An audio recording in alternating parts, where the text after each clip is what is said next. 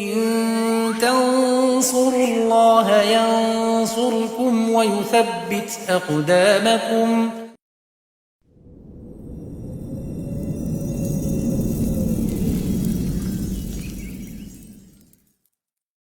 Assalamualaikum warahmatullahi wabarakatuh. Teman-teman, alhamdulillah ketemu lagi. Pada kesempatan kali ini kita akan bahas sedikit tentang sejarah ya, orang-orang sebelum kita, bahkan orang-orang yang hidup sebelum era baginda Rasulullah SAW. Kita akan bicara tentang sosok Nabi Daniel alaihi salam, salah seorang nabi Bani Israel. Kisah beliau banyak dituliskan oleh para ahli sejarah karena kisah beliau ini juga tercantum dalam kitab-kitab terdahulu sebelum diturunkannya Al-Quran.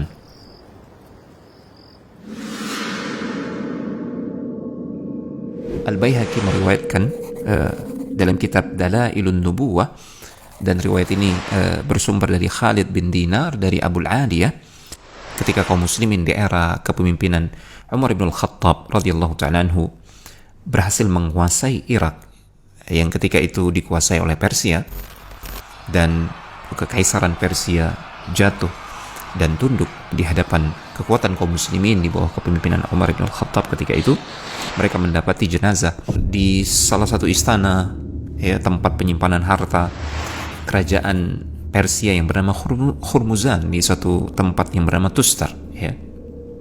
Di situ mereka mendapatkan sesosok jenazah yang masih utuh ya, masih utuh. Disebutkan bahwasanya jenazahnya semenjak ditemukan itu selama 300 tahun setelahnya masih utuh ya.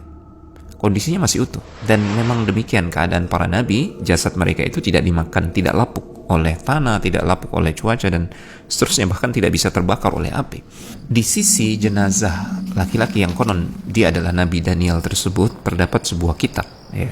Kemudian kitab itu diterjemahkan oleh Umar bin Khattab radhiyallahu ta'ala anhu. Beliau memerintahkan penerjemah untuk menerjemahkan isinya. Ternyata isinya adalah tentang kisah Nabi Muhammad SAW yang akan datang di akhir zaman, kisah para sahabat beliau, bagaimana perjuangan dakwah beliau.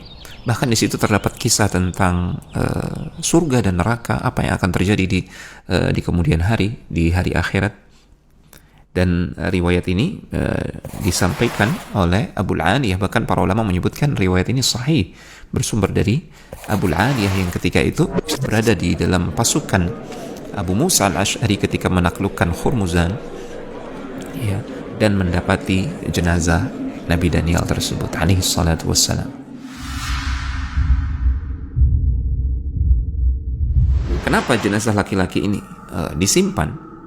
Karena penduduk kota tersebut, penduduk Tustar, Hurmuzan, setiap kali ditimpa paceklik, mereka mengeluarkan jenazah Daniel ini ke tanah lapang, dan seketika itu pula mereka mendapatkan anugerah hujan ya. Ini fitnah yang sangat luar biasa, sehingga hati mereka itu bergantung betul kepada jenazah Daniel ini. Mereka jadi lupa kepada Allah Subhanahu wa taala, yang kita tahu dialah penguasa alam semesta, yang menurunkan hujan, membagikan rizki ya. Namun demikian Allah Subhanahu wa taala menguji mereka dengan keberadaan mayat Nabi Daniel ini. Setiap kali mereka ditimpa paceklik, mereka mengeluarkan jenazah Daniel ke tanah lapang, seketika itu pula mereka dianugerahi hujan ya. Itu yang menyebabkan mereka menyimpan jenazah ini. Dan konon semenjak jenazah ini ditemukan 300 tahun setelahnya, itu jenazah ini tidak mengalami perubahan sedikit pun ya. Maka apa yang dilakukan oleh Abu Musa al-Ash'ari ketika itu, dia mengirim surat kepada Umar bin Khattab meminta arahan, dan Umar bin Khattab mengarahkan agar mereka di siang hari menggali 13 lubang kuburan di siang hari ya. Kemudian Umar bin Khattab radhiyallahu ta'ala memerintahkan kepada Abu Musa dan Abu Aliyah untuk menguburkan jenazah Daniel ini di salah satu lubang kuburan di tengah malam tanpa sepengetahuan siapapun juga. Kemudian 13 lubang itu diratakan dengan tanah. Tujuannya apa? Agar tidak ada seorang pun yang mengetahui lokasi jenazah Nabi Daniel tersebut, sehingga di kemudian hari ya, kekhawatiran akan munculnya pengagungan yang bisa mengarah kepada kesyirikan, peribadatan kepada selain Allah, kepada kuburan Nabi Daniel tersebut, ya, kekhawatiran tersebut bisa hilang karena di mana lokasi jenazah Daniel itu tidak diketahui.